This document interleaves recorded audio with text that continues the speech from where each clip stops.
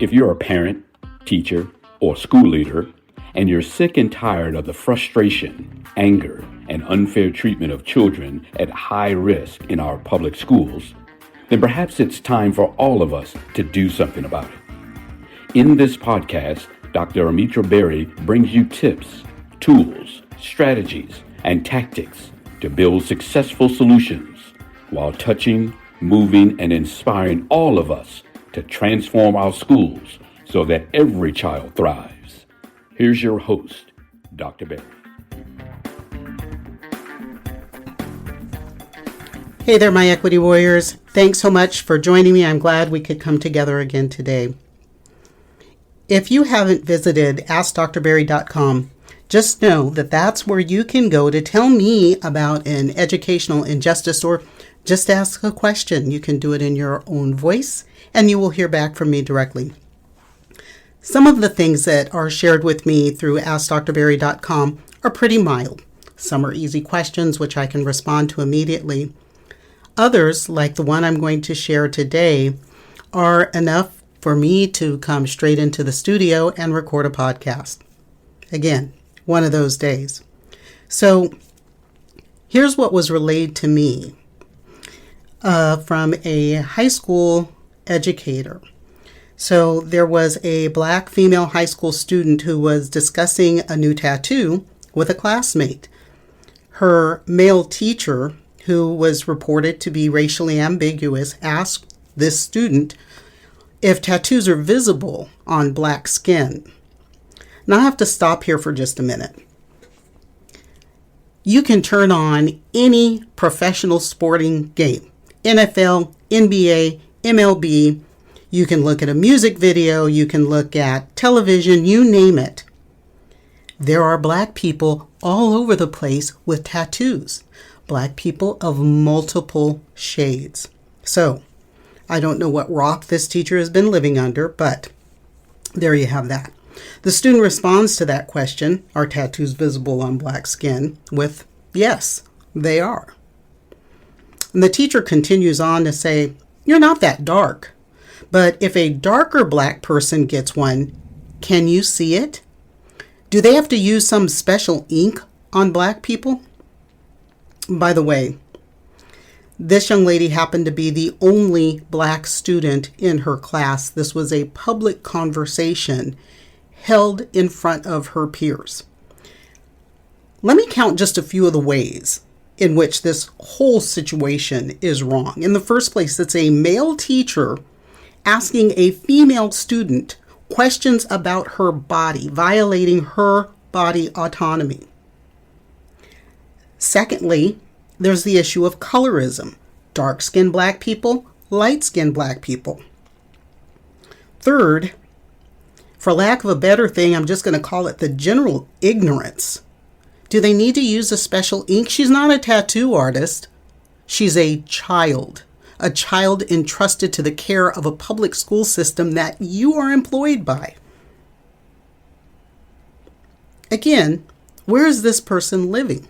Or worse, what does this person consider to be their privilege that they can do this? Ask these questions to a child. To put her in the spotlight in a classroom in front of her peers, asking her inappropriate questions about her body. Now, better or worse, maybe the public nature of this conversation is for the better because it ended up here and we can address it. Now, I firmly believe that the vast majority of teachers come to work every day to serve children. Now, I said the vast majority. You've probably heard my story about toilet scrubbers. If you didn't, go back. I think that was episode 3, probably somewhere in there. And then, of course, there's my high school trigonometry teacher, who I won't publicly name, but anybody who went to high school with me knows who I'm talking about. And then, of course, there was my 8th grade English teacher. Both of those people specifically seem to legally violate HIPAA, although it didn't exist back then, but to sort of get joy from humiliating students in front of the classroom. But I digress. Most teachers, I do believe, are there to help and serve children. So we have to consider that there is a tremendous lack of cultural awareness and cultural competence on the part of some educators, maybe many educators, but some, like this one person, who also feel that they don't need to be concerned about cultural awareness or cultural competence. I have an educator cultural awareness knowledge and skills survey called the ECACS that we use in workshops that help teachers to understand where they have skill gaps or competence gaps. We also have to recognize that we need to do work on overcoming ignorance that stems from a lack of having meaningful cross-cultural relationships. Now, sometimes you'll hear folks say, but I have black friends. But drill down into that. Do you invite them over for dinner? Do you hang out at their house, at your house? Do you go to church with one another? Or do you just know some folks who happen to have some melanin in their skin? So we have to overcome that ignorance that comes from that lack of connection, true connection, meaningful connection to people of other cultures and races. And then, of course, there are the numerous consequences that come from living in a country, in a society, and working in systems that are built on racism, and particularly in school systems that have yet to tackle the issue of systemic racism in their schools. So we have adults and children that are systematically being exposed to ludicrous racial ignorance. And there is harm that's done to the children, harm that comes from having people believe or having the audacity of the idiots that are so steeped in their privilege that they can't either see or they don't care about the racist, genderist, classist behavior that they engage in. Now, I went and looked at teacher education, teacher prep programs. As I've mentioned before, my mother was a College of Education teacher prep program professor. And I know what her stories were, the challenges that professors face, but there are very, very, very few teacher school programs that actually teach pre-service teachers how to deal with race and racism in their school, how to gain cultural awareness and cultural competence. Now, in teacher prep programs, they are generally race evasive because 70% of teacher candidates, those entering the workforce, are white. I looked and looked and looked, and I have to say that there were very few systems I could find that even offered a course on race and racism for teacher preparation, let alone require it as a competency for graduation. Now, if you're in an urban ed program, now urban ed has its own, every time we say urban, there's a negative connotation to that. California does have some systems where they are particularly focused on race consciousness and understanding racism, being anti-racist, going through teacher preparation program. And there are some coalitions that are out there that are offering technical assistance to schools of education. So if you are a professor, a school of ed professor, and you're listening to this, reach out. If you can't find those sources, go to AskDrBerry.com. Let me know. I will put you in contact. So looking at schools of ed specifically, because this is where, for teachers, we're coming out of schools of education for the most part, although there are alternative tracks to get there. And I found some interesting numbers, and that is that 55% of all ed professors are women, almost makes sense. 69.5, 70% of those school of ed professors are white, 10% Asian, little under 10%, 9.8% are Hispanic or Latino, and then 7% Black or African American. Hold those numbers in your head for a second. I'll double back onto those.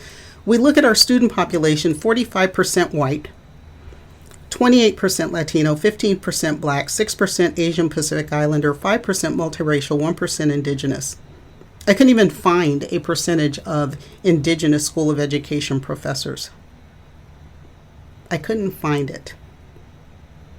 Hispanic or Latino School of Ed professors, less than 10%, but our Latino population in K-12 schools is 28%. So there aren't enough. And Black African American, remember School of Ed professors, 7%, students, 15%, so twice as many. There isn't enough representation in schools of education by people of color training teachers to come into systems to work with students of color. And we know that students of color having teachers that look like them. We go back to those the four equity measures and think about representation, right? Impartiality. And we know that having teachers of color does tremendous things for student achievement and student socio-emotional wellness. It's just good stuff to have. But even teachers of color still need support in cultural awareness and cultural competence. But I digress. If we think about this student and their story, and we think about intersectionality, there are at least 2, maybe 3 marginalized groups that this child belongs to. She is clearly Black, that's 1. Female, that's 2. And from what I know about the school system that she attends, she's probably lower SES because they're system-wide Title I. So the behavior, this situation that she was stuck in, is about racial domination, class domination, and gender domination. The teacher was clearly not Black, racially ambiguous, okay, but clearly not Black because they're asking questions about Black skin. And we know that on the racial hierarchy that exists in these United States, white's on the top and Black is at the bottom, has been since the beginning of this country. Racial domination, and if you haven't, go back and listen to the episode I did on slave auctions in schools. So secondly, class domination. Just because you're educated doesn't mean that you are immune from being complicit in supporting classism, racism, or genderism. And that is exactly what that teacher did. And then, of course, gender domination, we know, the oppression of women and girls. So this teacher's privilege, their level of belief that there were no ramifications for doing what he did, his privilege in benefiting from a system that allows that behavior to exist. This warped, sick, and twisted sense that he is better than that child and can harm her in the ways that he did. It's just wrong. It's just wrong. As equity warriors, we have to do the work going into those systems, raising awareness about these things, keeping our ears peeled to find out what is happening that is harmful to children. If you are a leader of a school system, if you're a board member, a superintendent, a principal, HR, what about establishing a base level of racial literacy for the educators within your school system? What about providing mandatory training on racial and cultural awareness? Having systems that promote teachers' ability and willingness to identify and disrupt racism, classism, and genderism, and educating all people, but particularly white people, on how whiteness operates in school systems. Supporting inequity through racist, classist, and patriarchal acts is a problem. Being an equity warrior is about recognizing and opposing those systems. So be a warrior And join me every week. Send your questions, topics, and requests to AskDrBerry.com. And you know, as exemplified today, I will answer those questions, I will address those topics, and I will bring you experts to help address them as well. As always, don't worry about things you cannot change. Change the things you can no longer accept. Have a great day. That's it for today's episode of the 3E Podcast. Head over to iTunes and subscribe to the show. One lucky listener every single week that posts a review on iTunes will win a chance in a grand prize drawing to win a $25,000 value private VIP day with Dr. Berry herself. Be sure to head over to 3epodcast.com and pick up a free copy of Dr. Berry's gift. Then join us on the next episode.